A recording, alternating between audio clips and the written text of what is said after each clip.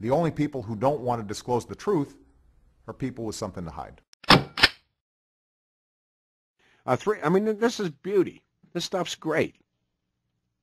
And, of course, we haven't even begun to talk about the half-brother, his best man at his wedding, Malik, who shows up wearing these Death to Israel clothes and stuff. And these people, all right, okay, see what he's going to. All right, we'll go right back. Jack Cashill is with us. Somehow it's probably on our end. We dropped a call.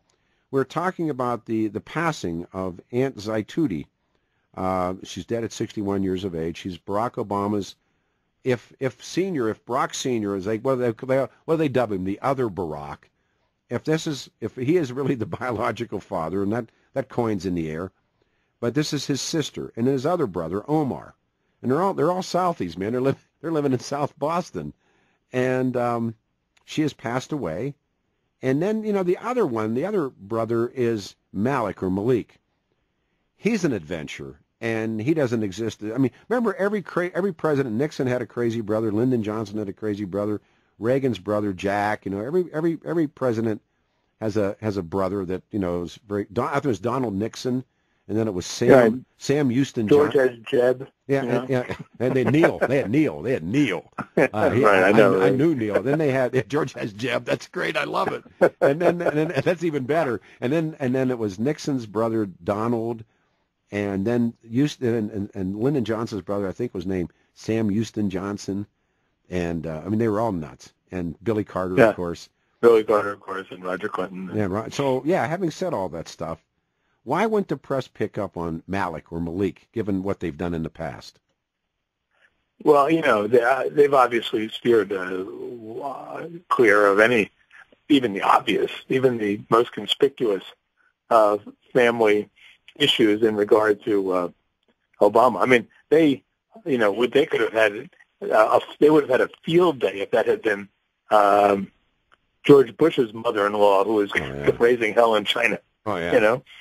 Even on the American side. So it's it is he's what he's done from the beginning, Peter, is to use his family and exploit his family in any which way he possibly could to make the case that he wants. I would say that his most grotesque exploitation of his family was the tale of his mother dying without health insurance, or fighting with the insurance companies every day to get her, coverage when in fact she had great coverage from Indeed. Yeah, Cigna, and they were, well covered, and there was no issue. Oh, absolutely. I mean, I remember that. But you know what? Again, you would expect the New York Times to do that story. Not a chance. Not a chance in hell. What was interesting, when you go back and look at what the New York Times did in October of 2007, when Obama was still a pretty considerable underdog, when Hillary Clinton was as inevitable then as she is today, right? Which means not inevitable at all. But the New York Times wanted to write a story on Obama's New York years, which makes sense. And then they wrote this paragraph, I'm paraphrasing, but I'm close. It says, President Obama refused to give us the names of any of his friends, relatives, people he lived, places he lived, grades, courses, blah, blah, blah, anything else. And then they just moved on like never mind. Yeah, never mind. Yeah. I'm sorry. This is a guy who's running. This is an underdog. They want to write a puff piece on him, and he's evading them. That should have been red flags all over the place at the Times Bureau, but it obviously wasn't. I'm at a hard break. Can I hold you, Jack, and just do a quick one and come right back to you? Jack Cashill is with us, and again, the story turns down. Aunt Zaitudi is dead, and again, it opens up all these cans of worms. You got a president of the United States, and I got to tell you what, you don't got a clue who he is. We're right back. It's been part of the Who is Barack Obama team that has existed in this country for a decade that nobody knows who they are. But anybody who read Obama and Bill Harris's book, as Jack has pointed out, Dreams of My Father, knows that Obama's aunt, Zaitudi, was in the U.S. someplace, and he met her, and he claimed he didn't know her, and it's just so crazy. But so she has passed away. So Jack is just doing an excellent job about her and her brother.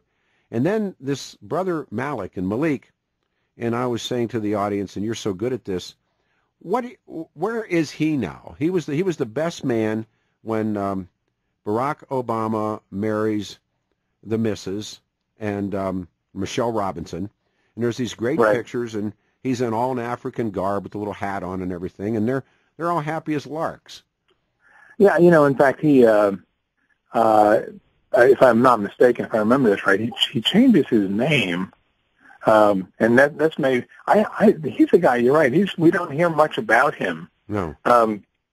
And I'm not exactly sure why that is, because he's, he was the best man, Well, yeah. I mean, you'd think that he would have stayed somewhat in the foreground, but... Well, he creates the Barack Hussein Obama Foundation in Maryland, and he's got it going for 2 years without any tax exemption, and then suddenly on a Sunday afternoon, he's granted it. This is by the same woman who is now banging on all the Tea Party people. She decides to give him tax exemption, and then he shows up in this crazy picture where he is in, I think he's in Qatar, I forget where he is, but he is wearing one of these Death to Israel suits. Remember we saw all of that? Did you remember seeing those pictures?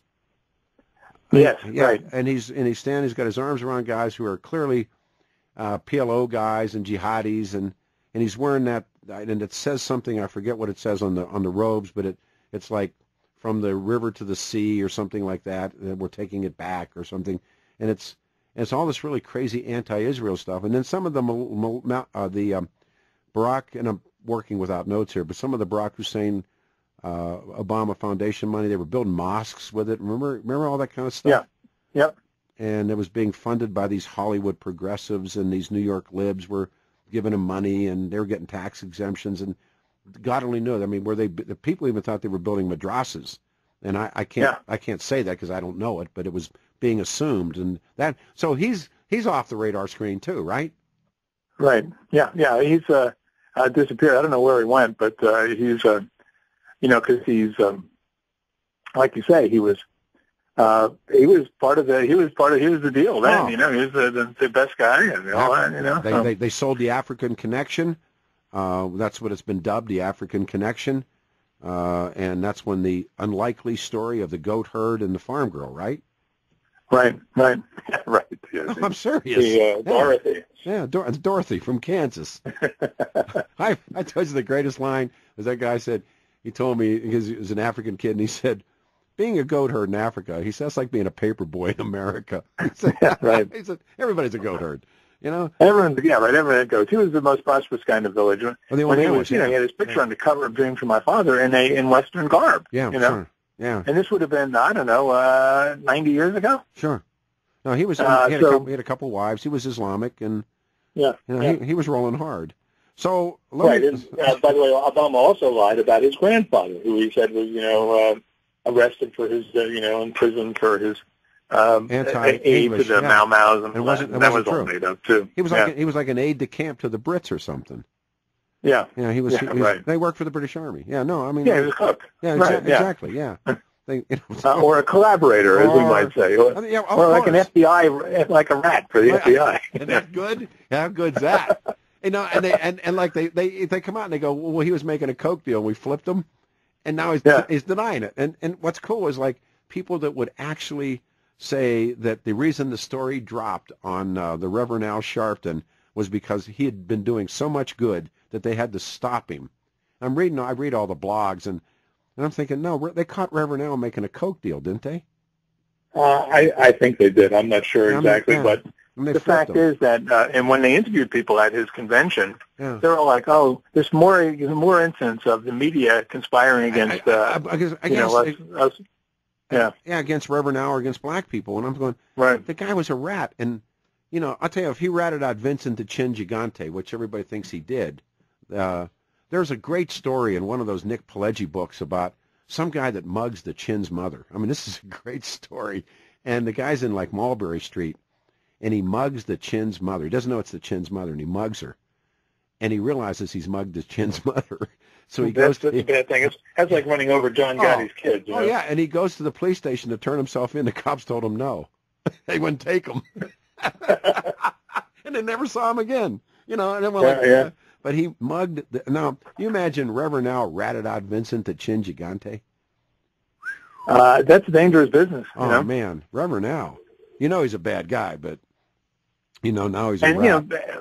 Right, and in certain worlds, when the same people who sit on their hands when they're giving awards to people like Eli Kazan, Oh, no, Kazan, when Kazan got they sat because there. he talked, Yeah, right? He went to UAC. He talked at UAC, and even years later, these guys like Johnny Depp, who knew nothing about it, and I love Johnny Depp as an actor, but they wouldn't applaud when Kazan gets the Academy Award because he ratted, because he talked. They said, and these are the same people who leaped to their feet when Roman Polanski was given one a few years earlier. Child molester. That's right. Hey. Yeah. But a child rapist. Yeah, indeed. And then like one more, Reverend Al's around people, and there's a thing from the street that said, "Snitches get stitches." I've heard it said many times by many people, regardless of skin color, who say snitches get stitches. Yeah. And Reverend Al's a snitch. But not if you're Reverend Al, because you get exempt from everything. You can call, you can use derogatory terms against Jews and homosexuals, and you can snitch on the Tawana Brawley. You can make stuff up. You can. Yeah. It's like he has this.